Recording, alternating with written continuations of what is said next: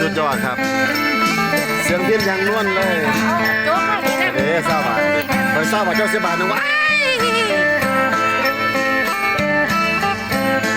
ปลาของแท้พี่น้องของแท้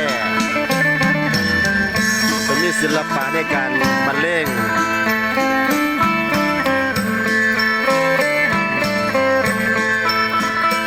เป็นมาจากบ้านใดหน่อยเนาะแว่นครับฮะน้องมาแว่นครับเขาเว้นเนี่ยในภูเขาเนี่ยยังได้ภูเขาแต่เด้อน้องมาเว้นโอ้เขาท่าดีพี่น้องม่วนแท้เป็นลำพูไทยพี่น้องลำพูไทยสำเนียงพูไทย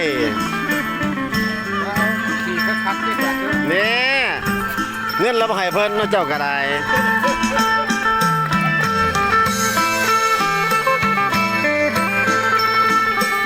อุ้ยของแท้นี่มาของปลอมดิ้นดอก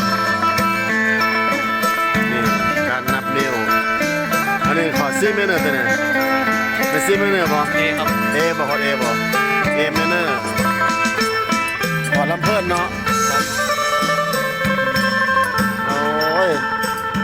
ขอลำเพิ่นคุณมาแล้วหนุ่มน้อยมาแล้วผู้ใจดีปลูกฝังแต่น้อยเนาะคุณนายเนาะใจดีแต่น้อยเลยคุณนายร้านคุณนายได้ไงแป้นผู้กองนี่เนี่ยเต้นหน่อยแป้นผู้กองนี่เนี่ยเอาต่อขนาดต่อมันเป็นอย่างเปลี่ยนเพลงพอเปลี่ยนเพิ่นเปลี่ยนเพลงครับเพิ่นเปลี่ยนเพลง